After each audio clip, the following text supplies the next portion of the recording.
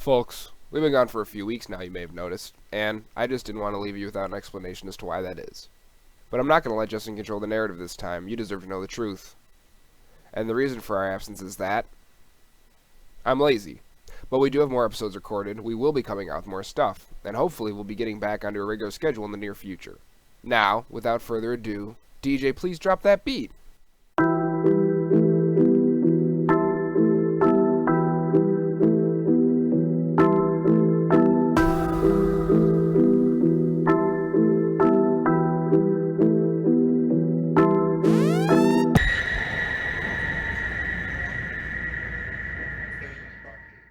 Hello and welcome to the Weekly Artifact. I'm Justin and this is my co-host. I'm Alex. We're two former creative writing majors searching for meaning in a sea of content every other week. You broke. I can laugh. You can. Why? Because it's not gonna. Because I can cut my audio when you talk, but you can't laugh. It's your own audio. I know, but why are you laughing?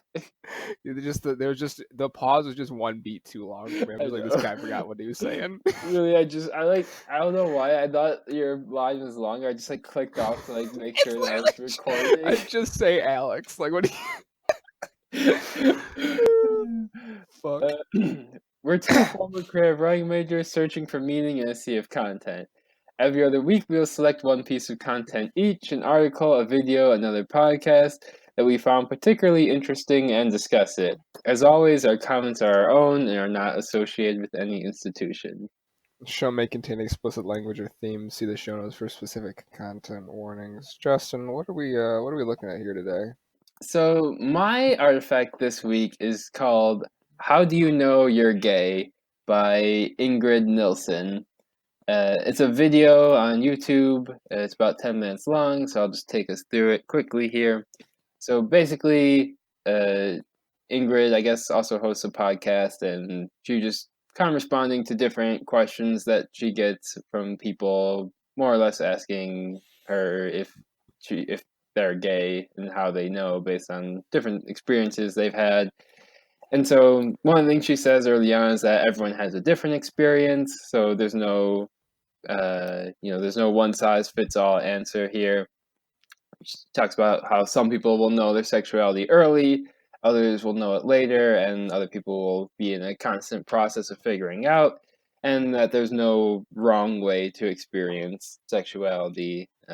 Any way that you sort of experience it is fine, and that's basically where she's coming from in the video.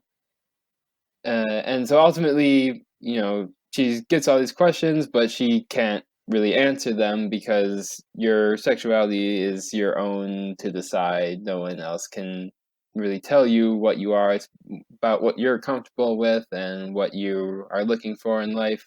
One sort of interesting part is she says that living is a lifelong job, which, is sort of, I don't know, I mean, we could talk about that more later, I guess, but it's sort of interesting to think about how you are sort of always in a process of working, and even though there are sort of good and bad moments within that, like anything you want, you sort of have to work for, I think is basically what she's saying.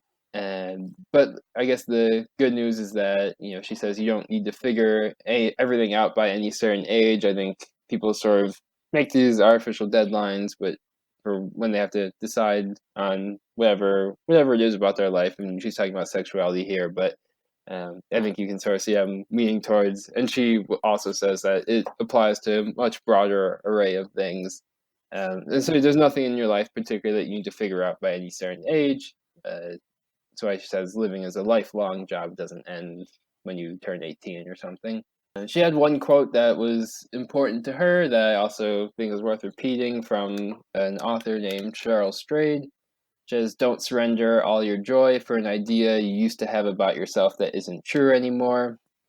And basically the point she's making is that labels can be good when they help us understand ourselves, but they can also be bad when either we are forcing a label onto ourselves or someone else is forcing a label onto us.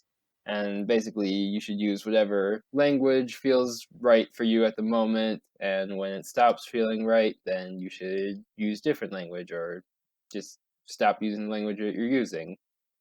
and you should find at least one person that will sort of support you through your process of self-discovery.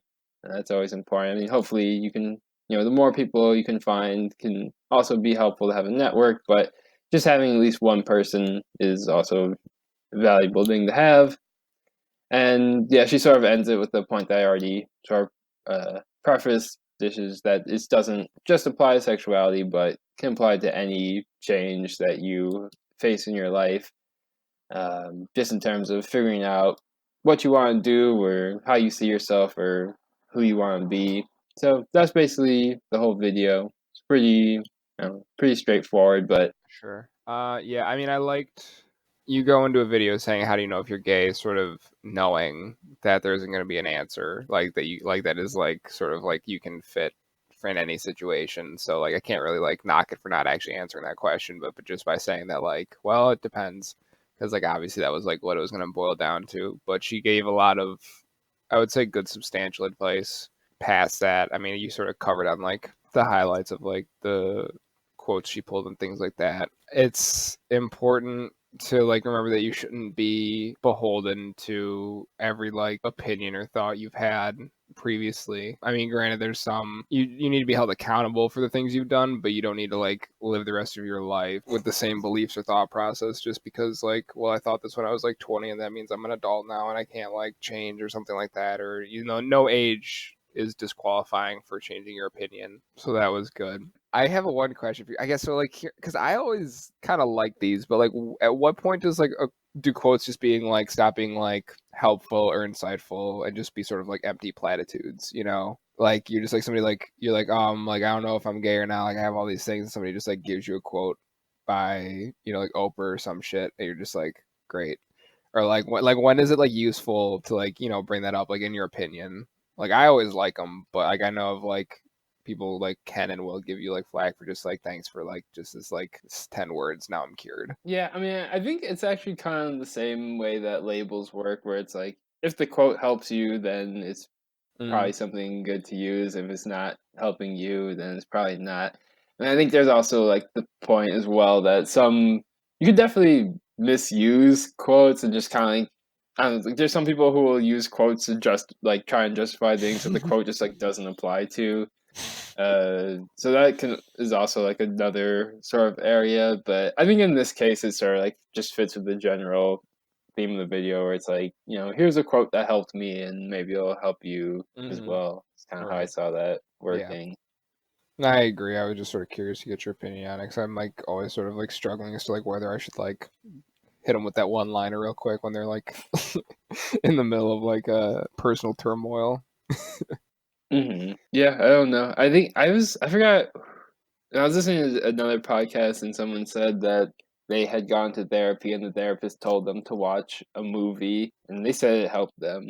But yeah, I don't know. I'm not a professional, so sometimes other people's words or art or whatever can be helpful. Just sort of depends. Yeah, I don't know. I just really like this video. It's Mm-hmm. one of my favorite YouTube videos, which is I don't know. YouTube is not a very high bar to clear, I guess, but it's just oh, it's nice and simple, has a good message. But I think one thing that's interesting to me is just I don't think this message is a revelation for either of us, but it is interesting sometimes when I interact with other people how I think there's just a lot of people who this message would be a revelation for them, which is fine. At some Mm-hmm. point it's gonna be a revelation for you, I guess.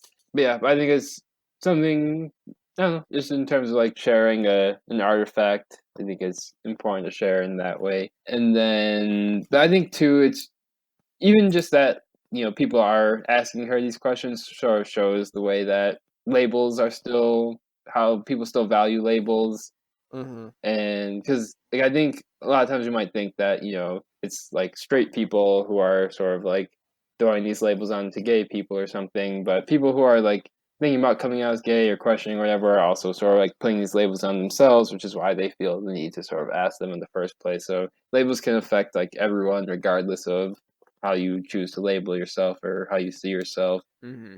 But I think the most interesting point I sort of landed on was just like specifically thinking about like issues of like I don't know gay rights and stuff like that.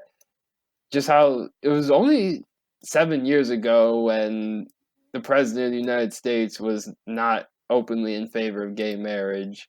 Yep. And now it's like even a rabid right winger like Donald Trump doesn't say anything about gay marriage. Like it's just completely accepted now. Mm-hmm. And I sort of think it's a video like this is kind of helpful for like thinking about actually going back to like the my safe room about cultural studies and stuff, like why it's important because this video really succinctly summarizes a lot of ideas that come from people who study gender and sexuality in a way that you would just seems like common sense to a point where you would watch this video and you might think like, oh yeah, that makes sense, kind of forgetting like how far we've actually come in such a short amount of time and probably like how far we'll get in another 7 years even. Mm-hmm. So I think this is kind of like a cool sort of like benchmark to like track that. Yeah, I like that. No, definitely. I don't know. Yeah, I mean, like you said, I mean, it was just like a pretty nice Conshort video. Nice? What? What did I even say? I It's swear a short video. I think that's our episode title. Conshort. Well, now I have to keep it in so it can be our title. Fuck. A nice, concise, short video. Yeah, I mean, we got to keep it in. Fuck. Yeah, that's all right. And we got to fill this up a little bit anyways. I think both our articles are going to be pretty short talking. I think the longest quarter of this thing will probably be your safe room talk. We just go in on people needing to shut the fuck up. I'd be fine with that. Oh, me too. Oh, the only other thing I was gonna say, like going back to my other point about like how the people can sort of like apply these labels to themselves regardless of how they sort of see themselves. Like, I think one way, I don't know, this is kind of tangential, but if you do watch ContraPoints at all, which I think you have in the past, but she'll a lot of times start a sentence sarcastically with "as a trans woman," kind of like poking fun at how, like, yeah, even like people who are trans or any sort of queer or whatever will sometimes sort of like try to let their label like define their ideas and beliefs rather than letting their ideas and beliefs sort of determine how they choose to see themselves. Mm-hmm. But I mean, like I said, it can also happen if you're straight or cis or whatever else you might be. I think people like tend to some people tend to see themselves like they label themselves first and then decide what they think after that. Mm-hmm. So it can be good just to like remember that it's really supposed to be the other way around, I think. Right. We talk a lot about like sort of the labels other people put on us and things, but like the labels we put on ourselves from just sort of like society's like subconscious or implicit labeling, I guess, with things that we do to ourselves can be just as damaging and sometimes more so because we're sort of like more committed to that in some way because like we've elected to use it, you know? Mm-hmm. Yeah, and I think even for there's probably some people who feel like they don't need this because they just see themselves as whatever sort of normative label they put on themselves. But I think like the ultimate point is really just at the end of the day, you should sit down with yourself and figure out, are you living your best life basically?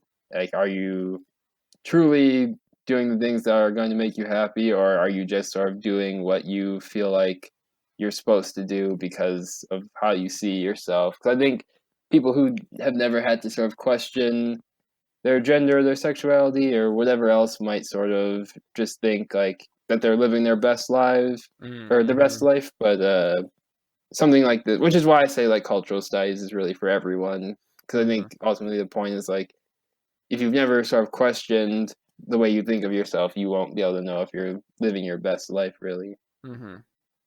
That makes sense. Yeah, definitely. Yeah, no, I like that a lot. So, Alex, what is your artifact this week? So my artifact this week is an article from theappeal.org by Stephanie Mudhang Carlson. I was sexually assaulted and I believe incarcerating rapists doesn't help victims like me. And we've talked about the retributive versus rehabilitative prison systems and things like that. And this is sort of just like more on that with specifically dealing with rape victims and rapists. So the article starts with Miss Harrelson talking about how in 2015 she was raped at Baylor University, reported to an officer who told her that no sane DA would pick up her case because there was no eyewitnesses, and that the rapist had claimed consent. She did pursue with a Title IX investigation that took 4 months, and she says it was more traumatic than the rape itself. How many times she was interrogated, and she had 25 witnesses who would attest to the change in her behavior, and she was diagnosed with PTSD following the assault. And then following that, after she lost the appeals, and the rapist was found not guilty, she was told after that by the president of Baylor at the time, Ken Starr, that he believed that there was a miscarriage of justice had occurred and that he would do something about it. And 2 months later, he hadn't heard anything. And then after she posted about it online in a blog, Starr, who was a former prosecutor, one-time defense attorney for Jeffrey Epstein, The boy. with the boy, and the author of a report on the Clinton administration that included a salacious section on the former president's sexual misconduct in the Monica Lewinsky scandal. Starr left Baylor. Shut the fuck up. Ken Starr left Baylor over the mishandling of multiple sexual assault complaints at his school. So she was not by any means an isolated incident, both in what had happened to her and how it was handled. And she sort of goes on after that to speak more broadly, saying that about what should be done because the present system that we work with in the criminal justice doesn't work. Saying that research demonstrates many victims of sexual trauma heal primarily through regaining power and control over what occurs in the aftermath of an assault, including the ability to make choices about when, how, and with whom to share their story, and the ability to limit their exposure to situations that cause flashbacks or re-traumatization. However, though, almost the exact opposite is the criminal legal process removes power and control from the victim and places it in the hands of entities that represent the interests of the state of the person harmed. Victims who do not wish to testify may even be compelled to do so by a court order under threat of imprisonment. And if she says, she ends one of her paragraphs with, if one were to design a system to inflict trauma on survivors, it would look a lot like our current criminal legal system. So things, especially like, talking about the incident, like if they do testify, victims don't control their story. Instead, it's extracted from them through a series of questions and answers by the prosecutor in furtherance of the state interest. And then they're subject to a cross-examination by a defense attorney, which can be deeply destabilizing because the whole point is to sort of undermine their story, can trigger flashbacks to initial trauma, and can cause the survivor to question whether their trauma is even worthy of redress. And she goes on to say a lot of different ways in which the criminal legal systems of retribution doesn't do anything to help both survivor and assailant. The criminal legal system, she writes, is retributive center response disincentivizes the accused from admitting or acknowledging the harm they have caused. The accused often resort to denial, not from a desire to skirt responsibility for harm, but out of desperation to avoid the horrors of prison.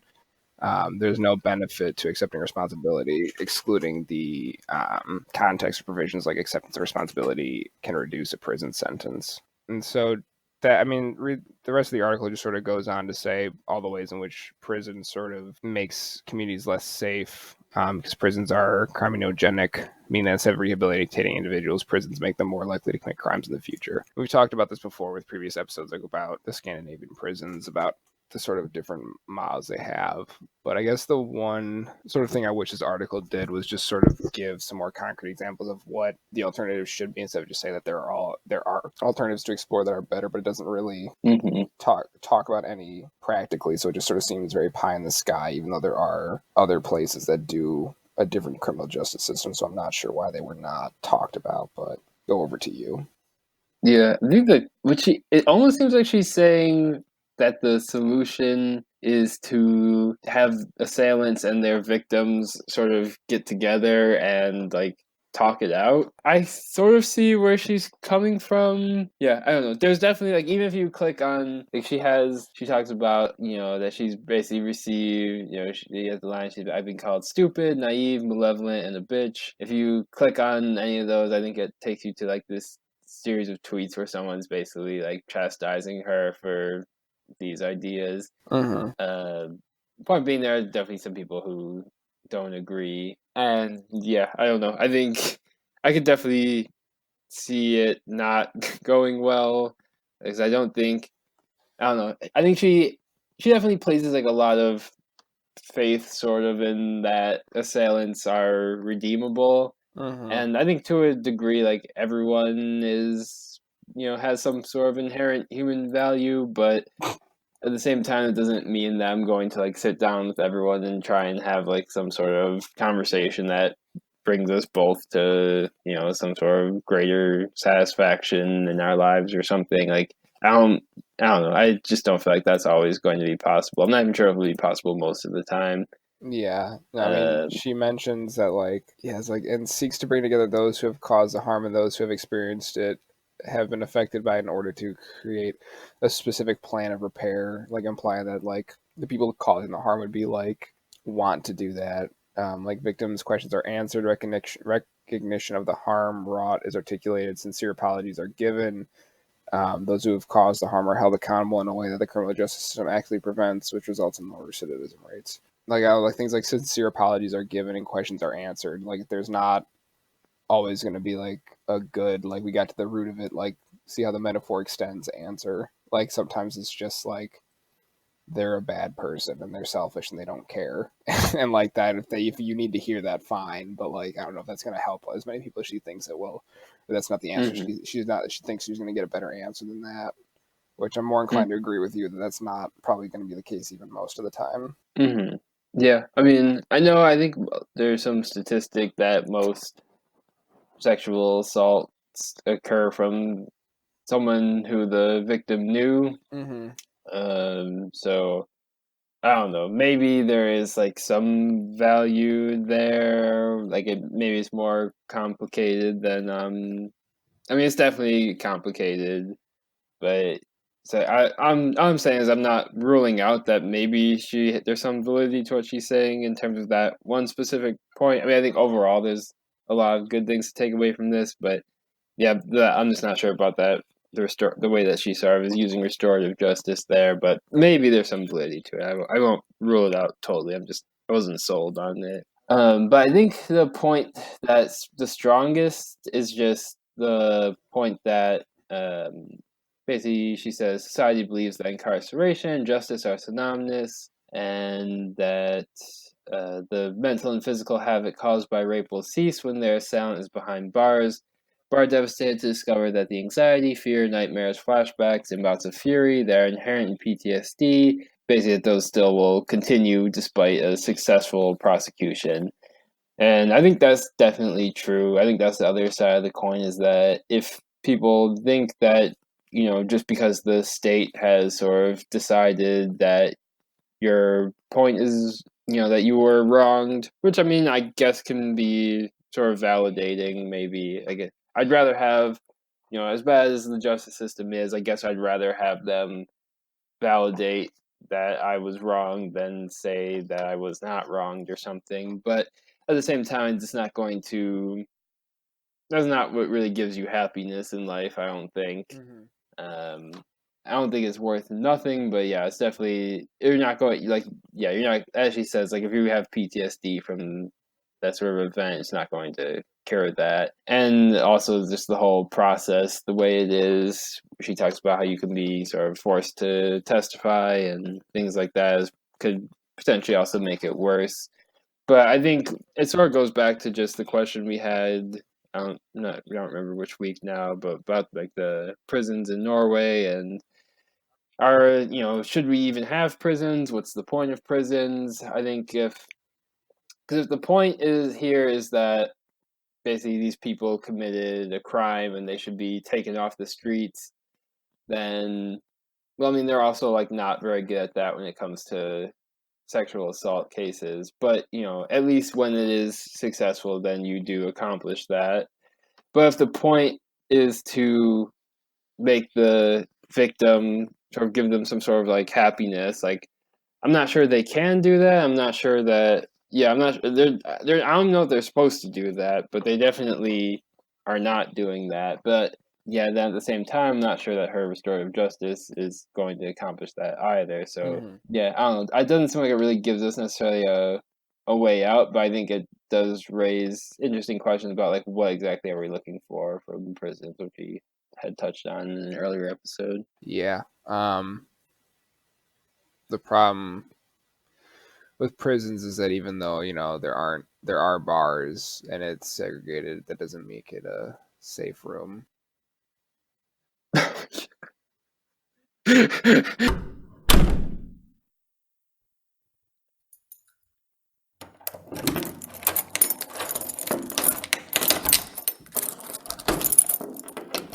I thought you were going to respond to what I said. You were just thinking of transition.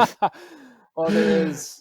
I mean, yeah. I mean, I think the article is less concerned with like rebuilding the American criminal justice system from the ground up, and more just showing people how it presently is failing and the assumptions we make about a lot of things of like just like once, like you said, like once someone is incarcerated or once they've been convicted, that justice has been served, and that's sort of the period to the situation. It's like first you committed a rape and now you're in jail, and that's sort of the end. And there's a lot, as with most things, there's a lot more focus on the act and the perpetrator than there is on the victim and how they feel after the fact. So, like, again, for as much as she talks about alternative forms of justice besides just retributive, probably perhaps more time should have been, some more articles perhaps should have been linked if they weren't. But yeah, just someone being locked in a jail behind bars, segregated from society,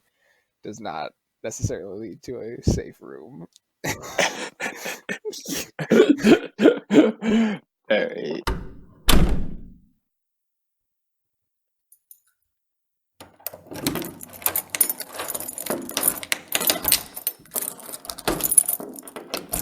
All right, Alex, now that we're in the safe room, what do you have on your mind this week? On my mind this week, very, very relatively brief, but presently infuriated with the hypocrisy of people who are anti-hunting but still eat meat because, well, for many a reason. But off the top, it's not, it's not any more humane. It's still an animal dying. I mean, people can like torture animals, I guess, while hunting them. But I mean, traditionally, the standard is there's like a code of like if you wound an animal, you need to like track it down and make sure that it's no longer suffering. And I mean, you can do that with gun or a crossbow or I guess a metal piston that goes through this brain at a factory farm, but it's still sort of the same result, not worse. And so it's just like this weird sort of out of sight, out of mind is the worst way to live your life in every capacity. And this is just one that sort of exemplifies that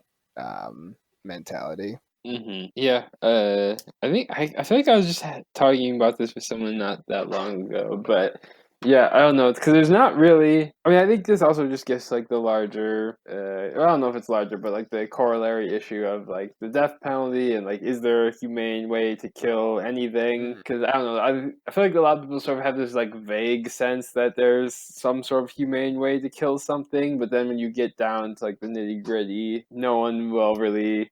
I mean, some people will say like, "Oh, this is the humane way," but for the most part, I feel like most people will not. Most people are not comfortable saying like, "Oh yeah, I know for sure that this is a humane way to kill something." Mm-hmm.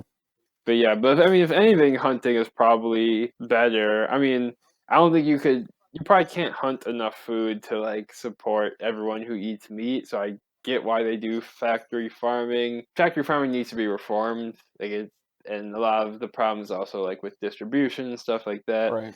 But like overall, like you're not gonna be able to just hunt wild animals and feed the whole planet. No. I don't think that's possible. So like I get why they have like I understand why they have the system they have, even though it needs to be reformed. But yeah, but if anything, hunting is more humane than factory farming because at least with hunting, like the animal has gotten to live its life up to that point, Right. in relative freedom. Like factory farming is just like cram a chicken into a cage that's the size of 3/4 of a chicken. And then just like I don't even know how they kill the chickens. I know like I think don't look like the cows and the pigs and stuff. They just like crush them to death or something. Like Usually they have like a little like I don't know if this is always the case, but a lot of it is like there's like just like a metal rod that like shoots out like with air and just sort of like goes through the skull and like goes like to the brain. I don't know how they factory farm kill chickens. I know some farms will do a thing where they'll like stick the chicken's head through a traffic cone, so it's just like the head and the neck sticking out, and they'll just sort of like slice the jugular and just like let it bleed out. Mm-hmm. I mean, they might not use an actual traffic cone. That's just the one time I've seen like a slaughterhouse video, but it was like a relatively small farm. So like I don't know if that's probably not the standard, but there might be an automated version of that. Mm-hmm. But yeah, it's not great. But this was the sort of inciting incident for the safe room was somebody tweeting about like warning signs for men not to date, and one of them was that they're like an avid hunter. The person that made that tweet, I believe, is vegetarian or vegan, but I know a lot of people that liked and shared that tweet are absolutely meat eaters. So I was just vaguely annoyed Well, at to that. be fair, I would not date a hunter, even though I'm cool. Like I'm cool with hunting in theory, but the actual people who hunt, I probably also would not date. That's You know, fine. no judgment, but No judgment, but I will not associate.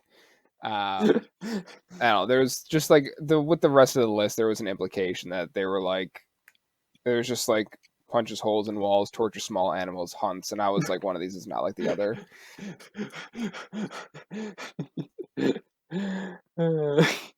But yeah, yeah, because you're not a vegetarian, I'm right? not. Yeah, I eat way less meat than I used to, I don't. like I way should, but I less. don't. But I'll still like I usually only eat meat now when I go out. I can't remember the last time I made my own. But I will eat it when I go out. But yeah, I think overall, like I don't know, like do whatever you want, but I do sort of I think like overall we do consume like too much meat just from like even an environmental sort of standpoint. Absolutely. Uh, and so I think it's probably good for, and also just like even from a nutrition standpoint, like people like I don't know, Americans especially eat like way too much protein. Mm-hmm. So like everyone could probably use to cut out some meat and replace it with whatever vegetables or anything. But Unless you're trying to get as yoked as us, then you need that protein. yeah, that's why we do the podcast because our muscles are too big for us to both fit on one screen. So you just have to hear our voices. We're thousands of miles away from each other, but our shoulders still touch. Our trap game is too strong, bro.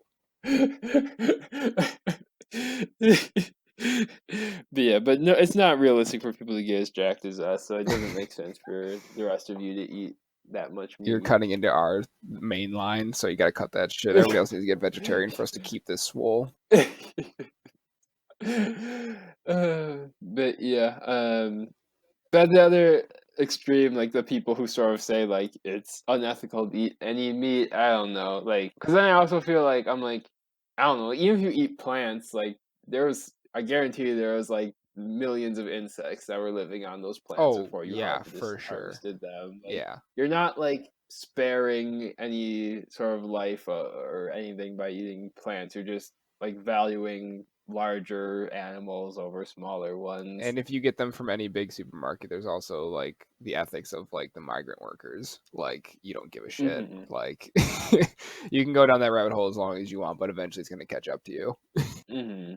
Yeah, so I think it's just about like trying to make like the best ethical decisions you can given the circumstances, and you know if you choose not to eat meat, that's fine. But I think it's also fine if you eat meat, and same goes for like hunting. Like obviously you don't have to be a hunter, but it's also fine. All right, Justin.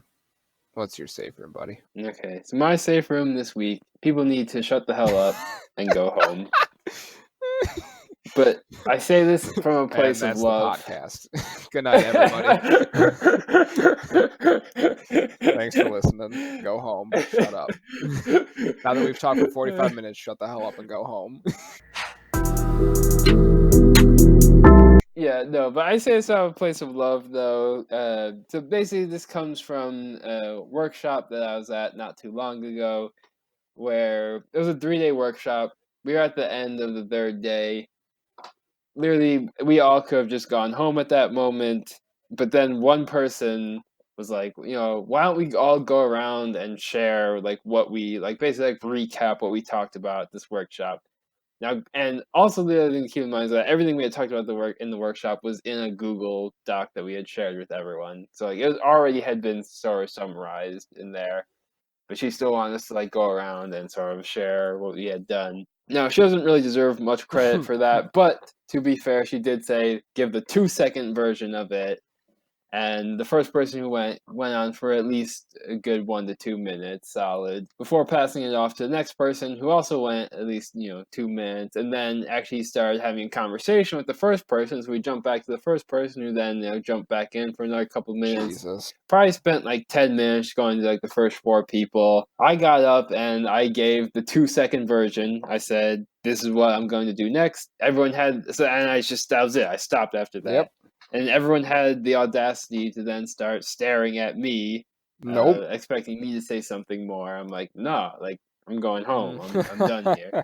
Needless to say, we did eventually get home. But my point is just that unfortunately, I can't give the full scope of the story here. Can't dox myself, but I think everyone can probably relate to being at a meeting that has gone overly long, and people just need to sort of find something that matters to you. You give yourself some reason to go home, whether it's a personal project you're working on or someone you want to see or anything, and find that personal motivation in your life and use that as your motivation to shut the hell up and go home and let the rest of us go home as well. If you want to talk to yourself in a corner, that's fine, but let the rest of us leave, please. I like it. I was going to ask you if you'd ever been at an overly long meeting. Have I? Oh, actually, I was at my unpaid internship a month ago. We had a meeting that I was told to go to. I don't know why, but it was about the healthcare plan for the workers that I'm not part of. It was an hour long. The woman was done talking at 20 minutes, and the next 40 minutes, every single person that had a question was very specifically about what their individual health concerns were at that moment. That absolutely could have been an email for every single question. Could have been an email directly to the HR, because every answer had to be, well, this is for you. I don't know what the case will be for everybody else, but just going forward with the information you gave me. So it's completely useless for everybody else. And I had to sit there for a fucking hour, just out of my mind. Just like, why am I here? I had a stack of shit to do, by the way. Like, that was due like 2 hours later. And I was like, there's so many other things I could be doing than sitting here for no fucking reason. I kept making eyes with another attorney or one of the attorneys that didn't tell me to show up. And I was just like, hello. And they just sort of like shrugged, like, I don't know either, buddy. And I was like, well, great. And of course I was sitting in the back of the room, so I would have to go through every single person to like sneak out of there. So that wasn't fucking happening. But anytime you ask a question in a group setting that specifically relates to you personally, especially at work, if you can email them, for God's sakes, shut the hell up and go home, Yeah. Oh, Christ. Yeah, I just thought about that. That really brought me back. That was the end of June. That still really sits with me. This podcast isn't even going to come out till November. All right. Well, that's our show for this week. See the show notes for a link to view the artifacts for yourself. Music for the podcast is produced by Nicholas Pizzuto. Rate us 5 stars on whatever iTunes is doing these days. Tell a friend or an enemy about the show, and join us again in hopefully 2 weeks as we find 2 new texts to discuss. Hey, Justin, quick question. Who's got 2 thumbs and take photos with infants whose parents died in a mass shooting the day before? Oh my God, that was the highlight of his presidency.